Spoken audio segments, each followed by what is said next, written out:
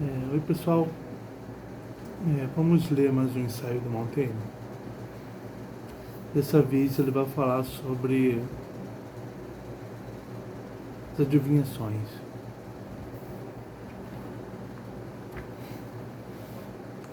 Se chama Dois Prognósticos.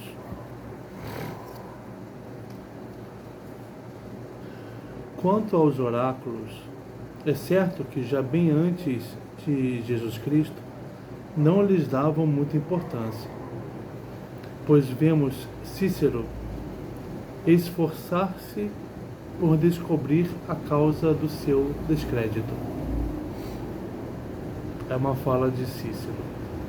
De onde vem que em nossos dias, e até de há muito, Delfo não mais pronuncia tais oráculos?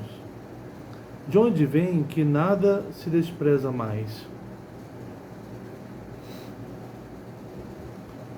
Quanto aos demais prognósticos, como os que se induziam da anatomia dos animais sacrificados, e cuja constituição física, segundo Platão, fora em parte destinada pelo Criador a esse gênero de observações, os que decorriam do saltitar dos frangos ou do voo dos pássaros. Uma citação a Cícero também. Acreditamos que há pássaros que nascem expressamente para servir à arte dos augúrios, ou do raio dos redemoinhos. Uma outra citação de Cícero. Os arúspices veem quantidade de coisas. Os augures preveem outro tanto. Numerosos acontecimentos são anunciados pelos oráculos, outros pelos vaticínios, outros pelos sonhos, outros ainda pelos milagres. E outros que na antiguidade intervinham na maioria dos empreendimentos públicos e privados. Aboliu-os nossa religião. Então todas essas formas de saber o que acontece no futuro foram abolidas pela religião dele. Entretanto, ainda restam alguns meios de adivinhação. Religião nossa, né? Mas ainda restam alguns meios de adivinhação. Em particular, os astros, os espíritos, as linhas de nosso corpo, os sonhos, etc. Testemunhos irrecusáveis da desesperada curiosidade que está em nós e faz que percamos nosso tempo e nos preocuparmos com coisas futuras, como se não nos bastasse digerir as coisas presentes. Ainda insistimos em prever o futuro, né? Somos curiosos demais. Tem uma citação aqui de Lucano. Por que, ó Senhor do Olimpo, quando os pobres mortais são presa de tantos males presentes, lhes dar ainda a conhecer, mediante presságios, as desgraças futuras? Se teus desígnios devem cumprir-se, faze que permaneçam secretos e nos atinjam inesperadamente. Que nos seja permitido ao menos esperar tremendo. Já que sofremos tanto no presente, por que ainda nos fala dos males futuros? Permita que vivamos os males do presente, o mal de cada vez, né? Não antecipemos os males futuros.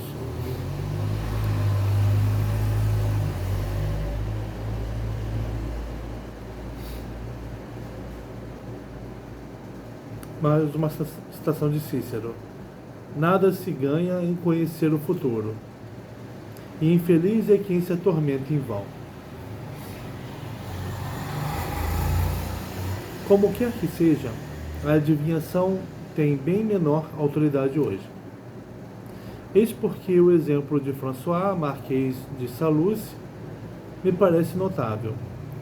Esse marquês comandava, além Alpes, o exército de Francisco I. Tinha prestígio na corte e devia mesmo ao rei o marquesado confiscado a seu irmão. Sem nenhuma razão para fazer como o fez, agindo contra suas próprias afeições, deixou-se, no entanto, impressionar a tal ponto, como se viu, pelas belas profecias favoráveis a Carlos V, por toda parte divulgadas. Na Itália, tais profecias foram levadas tão a sério que em Roma fortes importâncias em dinheiro se comprometeram na expectativa de nossa desgraça. Então, o Marquês de Saluce, acreditando nas profecias favoráveis a Carlos V, que embora se tivesse no íntimo condoído da nossa ruína, então eu tinha ouvido profecia que o lado inimigo seria favorecido. Então ele se convenceu da ruína do lado dele e abandonou o lado dele e se passou para o lado do inimigo. Para sua desgraça, entretanto, qualquer que tenha sido a constelação sob cuja influência agiu,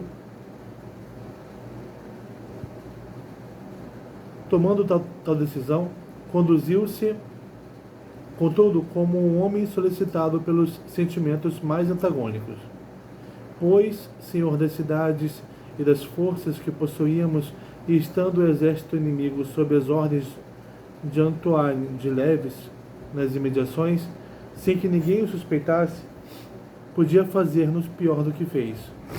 Porquanto com sua traição não perdemos um só homem, nem uma só cidade, salvo Fossano, e ainda assim, após longa disputa. Quer dizer que o Marquês de François traiu o seu lado porque viu uma previsão de que o adversário se daria bem. Então ele se bandeou para o lado adversário. Mas não aconteceu nada disso. O lado adversário não venceu.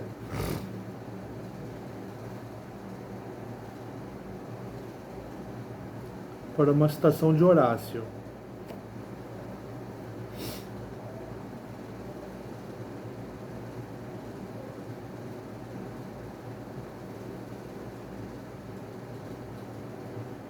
Com Deus, avisado, escondeu-nos os acontecimentos do futuro, sob uma noite espessa. E ri-se do mortal, que se inquieta mais do que deve acerca do destino. É senhor de si próprio e passa a existência feliz. Só um minuto.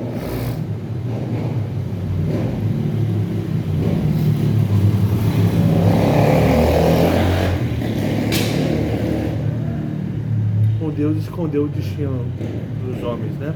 Então é senhor de si próprio e passa a existência feliz, quem pode dizer diariamente? Que importa se amanhã Júpiter escurecer a atmosfera sob nuvens sombrias ou nos der um céu sereno?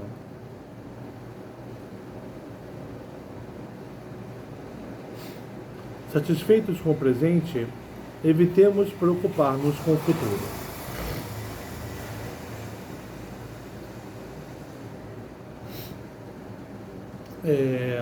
O que nós vemos de oráculos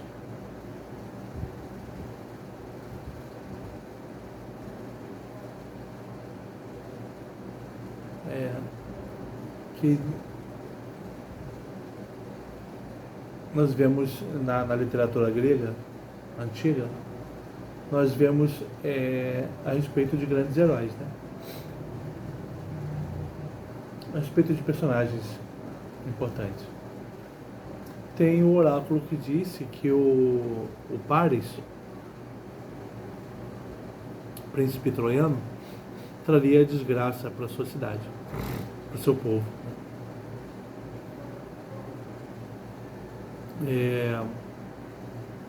Teve o oráculo ouvido pelo amigo de Sócrates, que disse que Sócrates era o mais sábio dos homens. E isso fez com que Sócrates passasse a vida investigando esse oráculo.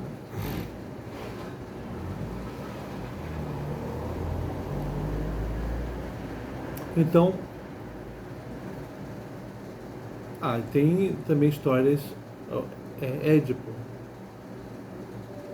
na tragédia de Sófocles. Ele, no começo da história, ele soube já como seria o destino dele, né? Que ele se casaria com a mãe, que ele mataria o pai e se casaria com a mãe. E ele passou os acontecimentos seguintes tentando evitar isso. Então, esses personagens da literatura grega antiga têm os seus oráculos. Mas será que o homem comum tinha esses oráculos? Será que eles não funcionavam como Hesíodo conta que quando Pandora tirou a tampa do seu jarro e os males saíram do jarro, né? Antes que ela tapasse, os males que voam, eles acometem os homens porque voam, chegam de surpresa, a doença, a discórdia, a pobreza, acontecem de repente com os homens, né? Sem se anunciar, porque eles voam. Será que os homens, no geral, não vivem assim?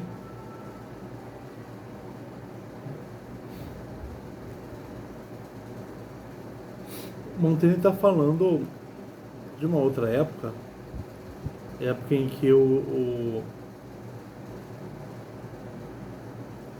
os oráculos estão em descrédito, né?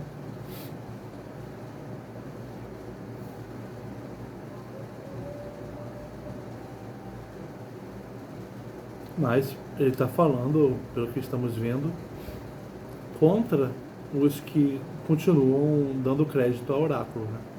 A oráculos. Dando crédito, não. Se preocupando com o futuro. Sem se ocuparem do presente, né? É isso que ele está falando até agora.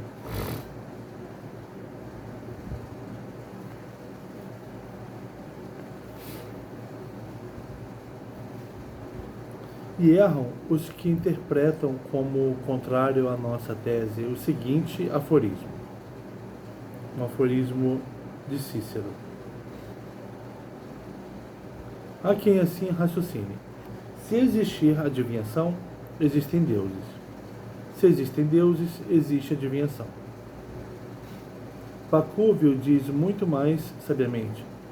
Os homens entendidos no falar dos pássaros, aqueles a quem um fígado de animal mais do que a própria razão acalma, mais vale ouvi-los do que neles crer. Assim teve origem essa arte da adivinhação dos toscanos, os quais nela se tornaram célebres. Um camponês lavrava o seu campo. O ferro do arado, penetrando profundamente a terra, fez surgir Tages, semideus dos adivinhos, que ao rosto de criança junta a prudência do ancião. Acorreu gente de toda parte, e suas palavras e sua ciência, que continham os princípios e os meios dessa arte, foram avidamente recolhidas e transmitidas através dos séculos. Origem digna do seu desenvolvimento. Quanto a mim, não ter ele falando dele mesmo, né? Prefiro ainda resolver os meus negócios nos dados a fazê-lo pela interpretação dos sonhos. Na realidade, em todos os governos, sempre se entregou parte da autoridade ao acaso. Na república que Platão organiza a seu modo, a decisão de vários atos importantes é atribuída. Entre outras coisas, propõe que os casamentos entre pessoas honestas se realizem por sorte. Platão.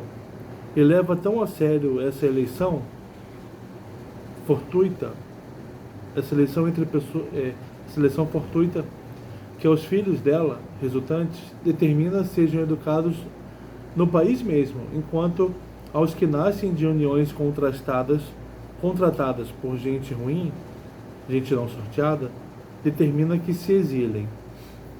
Só permanece na cidade de Platão os filhos dos casais unidos por sorte. Entretanto, se por acaso uma dessas crianças, ao crescer, se revela capaz, dos que foram exilados, pode-se chamá-la a terra, bem como se pode exilar aquela que, entre as outras, frutos das uniões sorteadas, pode-se chamá-la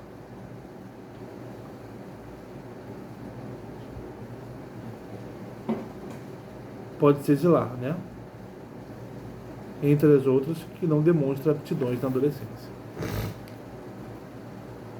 Conheço quem, estudando e comentando os seus almanaques, ressalta a exatidão das previsões aplicadas aos fatos do presente. Em meio a tantas palavras, há de haver mentiras e verdades.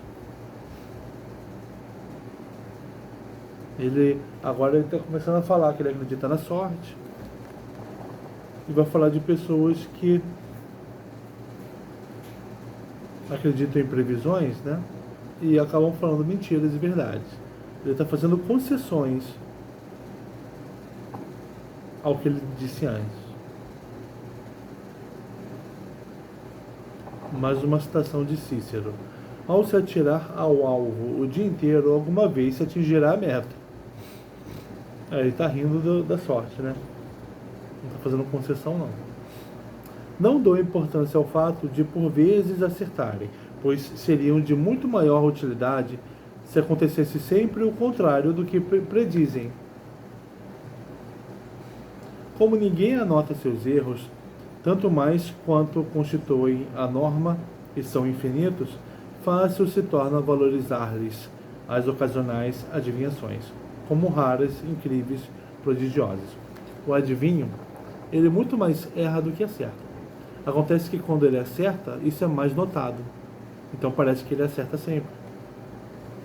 Parece então que existe adivinhação. Eis porque Diágoras, apelidado o ateu, respondeu a alguém que lhe mostrava na ilha de Samotrácia um templo no qual se viam inúmeros ex-votos e quadros comemorativos da autoria de pessoas que se haviam salvado de naufrágios. E dizia: então, você que acredita se desinteressem os deuses das coisas humanas, que pensa de tantos indivíduos salvos graças a eles? Mas os que pereceram nada pintaram e são muito mais numerosos. Um lugar que tinha pinturas de homens salvos agradecendo a deuses. Então, o que você me diz? Os deuses não salvam os homens? Mas e os que morreram, que não puderam vir aqui e escrever que morreram?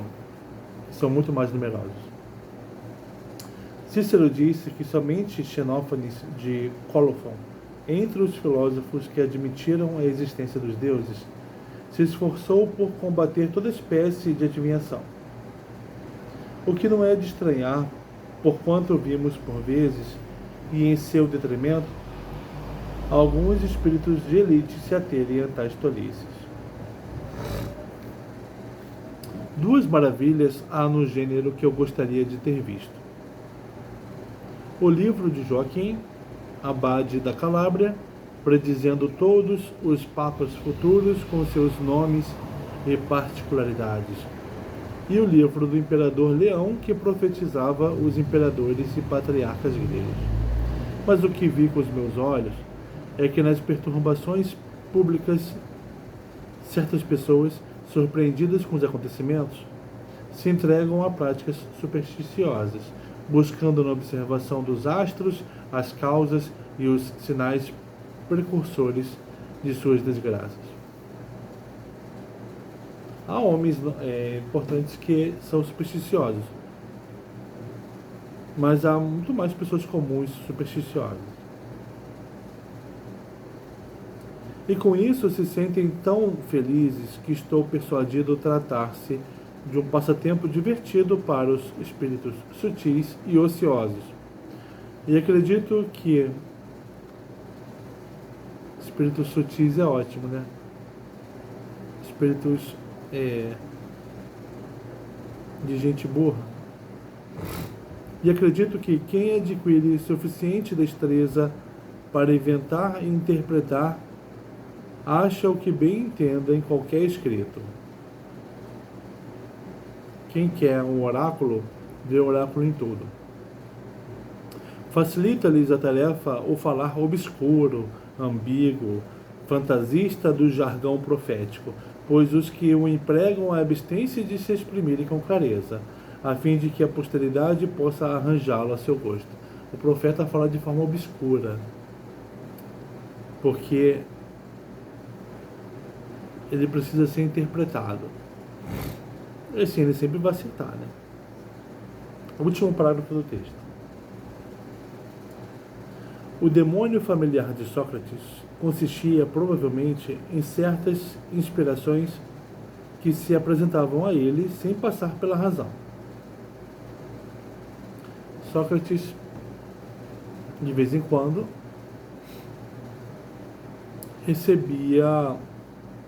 escutava um daimon dele dizendo não.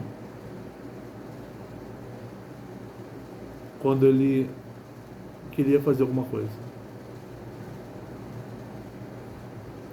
O filósofo, considerado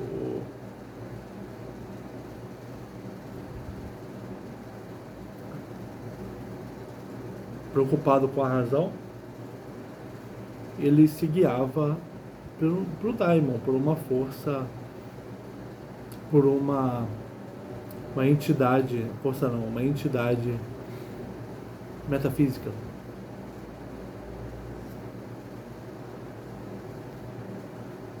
E falava com ele. Em alma tão pura quanto a sua, do Sócrates, feita por inteiro de sabedoria e virtude, é de crer-se que, embora ousadas e inadmissíveis, tais inspirações eram sempre importantes e dignas de se ouvirem. Aí começa uma concessão que o Montaigne faz. É comum nos ensaios do Montaigne, no final,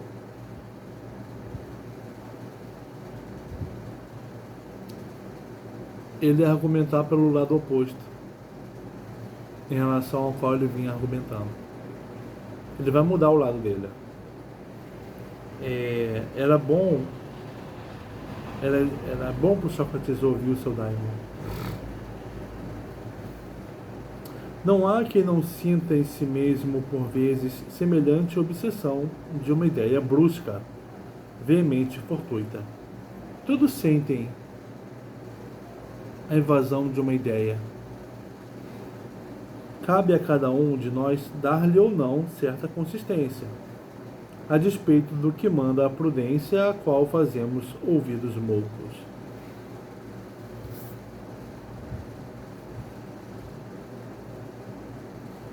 Tive-as eu próprio.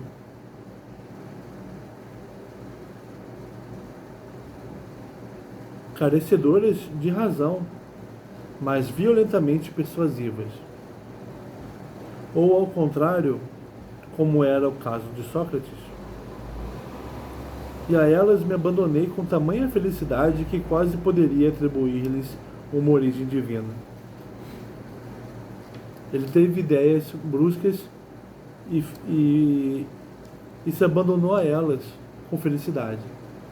Ele até poderia dizer que são ideias divinas. Ouça as suas ideias abruptas que te precaveem do futuro,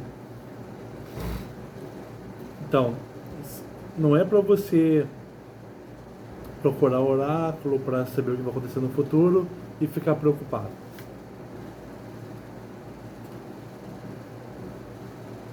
Mas todos nós recebemos certas palavras que nos ajudam, né?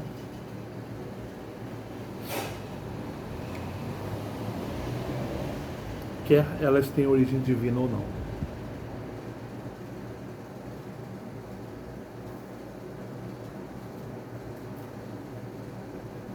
Tá? Ficamos por aqui.